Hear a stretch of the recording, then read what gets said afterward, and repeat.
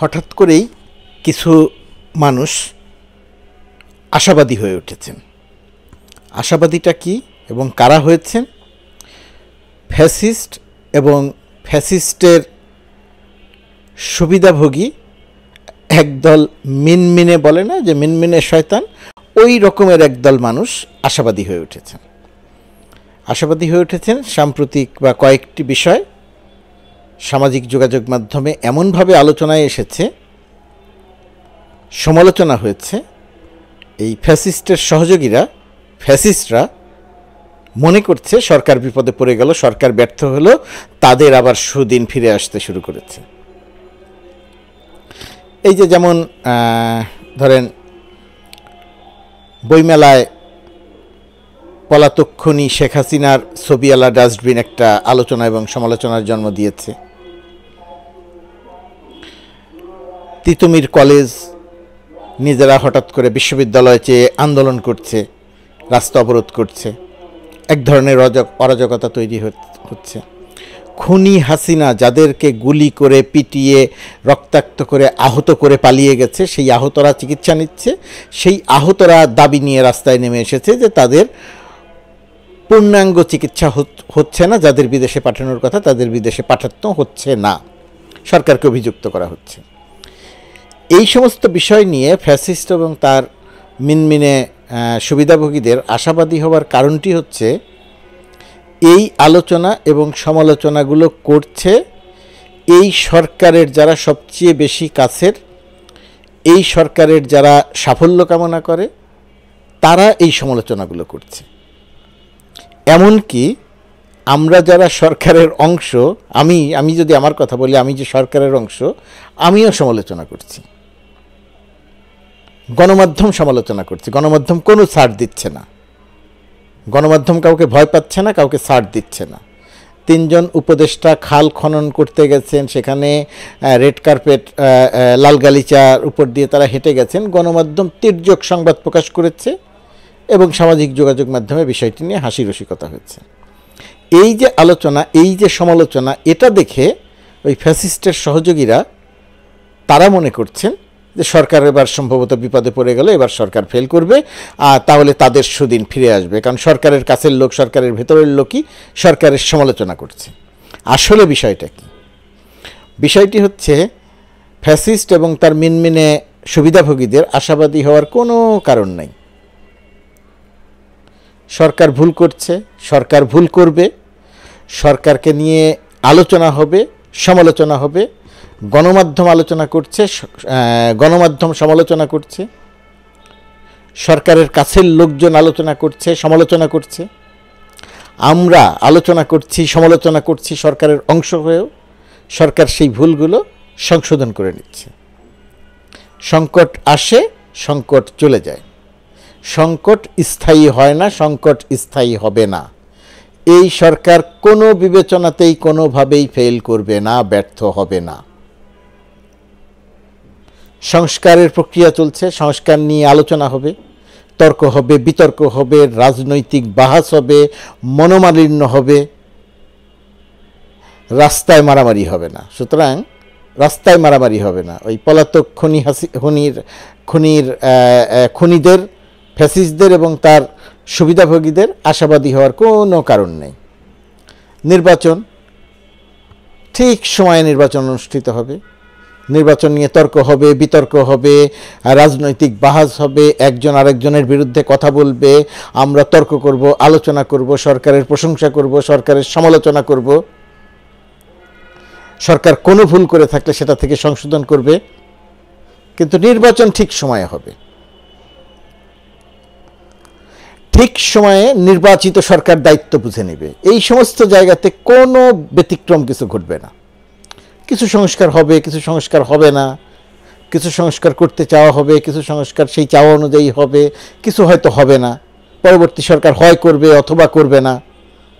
কিন্তু পরাজিত পলাতক ফ্যাসিস্ট হাসিনা এবং তার মিনমিনে সুবিধাভোগীরা আশাবাদী হয়ে উঠছেন যে সরকার বিপদে পড়বে, তারা ফিরে আসবে। এইটা বাংলাদেশে হবে না। পলাতক খুনি হাসিনা বাংলাদেশের রাজনীতিতে সম্পূর্ণরূপে অপ্রাসঙ্গিক। তিনি সম্পূর্ণরূপে অপ্রাসঙ্গিক হয়ে গেছেন। ছাত্র জনতা তাকে বাংলাদেশ থেকে বিতাড়িত করেছে, সপরিবারে সে বিতাড়িত। আপনাদের আপা আর কখনো রাজনীতিতে ফিরে আসবে না, সে কখনো রাজনীতিতে প্রাসঙ্গিক হবে না। হ্যাঁ, প্রাসঙ্গিক হবে একটি জায়গাতে, সে এখন খুবই প্রাসঙ্গিক। বাংলাদেশে শেখ হাসিনা, খুনি পলাতক শেখ হাসিনা একটি জায়গাতে খুবই প্রাসঙ্গিক, সেই জায়গাটির নাম হচ্ছে বিচার। তার বিরুদ্ধে কি কি বিচার হবে? তার বিরুদ্ধে বাংলাদেশের আর্থিক খাত লুটপাটের বিচার হবে, অর্থ বিদেশে পাচারের বিচার হবে। নিজে পাচার করেছে, আত্মীয় স্বজনকে দিয়ে পাচার করিয়েছে, বোনকে দিয়ে, ভাইকে দিয়ে, ভাইদেরকে দিয়ে, বোনের ছেলে মেয়েদেরকে দিয়ে, নিজের ছেলে মেয়েদেরকে দিয়ে পাচার করিয়েছে, তার বিচার হবে। 500-600 মানুষকে গুম করেছে, সেই গুমের বিচার হবে তার বিরুদ্ধে। তার 1 থেকে 2000 মানুষকে হত্যা করে পালিয়েছে, এই হত্যাকাণ্ডের বিচার হবে। বিচারে শাস্তি কী হবে জানি না, ধারণা করি সর্বোচ্চ শাস্তি হবে। সুতরাং তার বাংলাদেশের রাজনীতিতে প্রাসঙ্গিক হবার আর কোনো সুযোগ নাই। সুতরাং আমরা সরকারের উপরে বিরক্ত হচ্ছি, একটি কাজ দেখে বিরক্ত হচ্ছি। আহতরা রাস্তায় নেমেছে, সরকার এসে তাদের সমস্যার সমাধান করছে না, আমরা বিরক্ত হচ্ছি। সরকার কোথায়? সরকার কেন আলোচনা করছে না?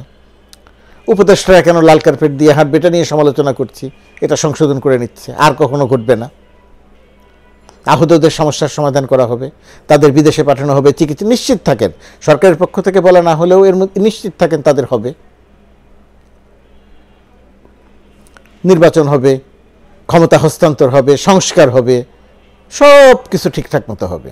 তর্ক থাকবে, বিতর্ক থাকবে, রাজনৈতিক বাহাস থাকবে, পরস্পর বিরোধী বক্তব্য থাকবে, সব কিছু থাকবে। কিন্তু আপনারা যে মনে করছেন বিএনপি রাস্তায় নেমে সরকারের বিরুদ্ধে আন্দোলন শুরু করবে এবং আপনারা এসে বিএনপির সঙ্গে যোগ দেবেন, আকাশ কুসুম কল্পনা করা ভালো, ইউটোপিয়ান জগতে থাকা ভালো। আপনারা তো এখন সেই জগতেই আছেন।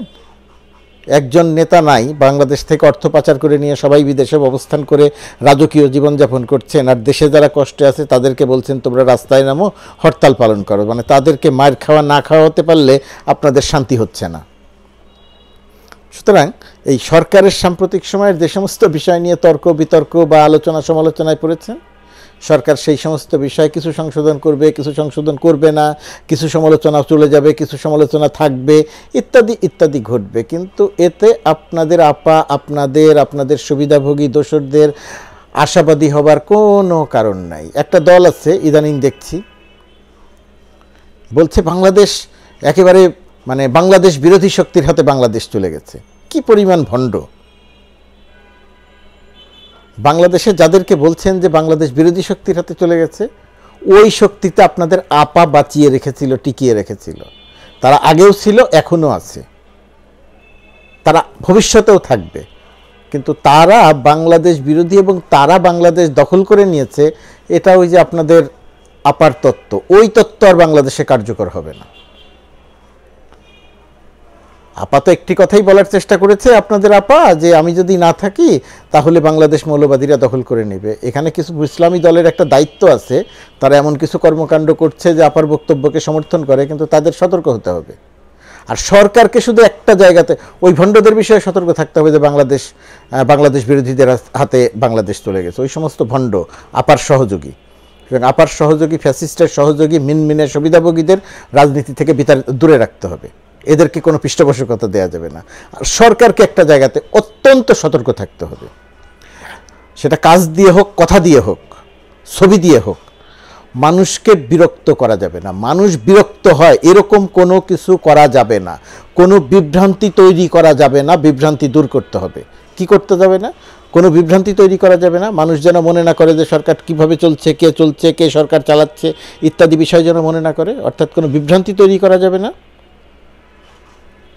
কোনো রকম বিভ্রান্তি তৈরি করতে দিলেই তারা সুবিধা নেবে।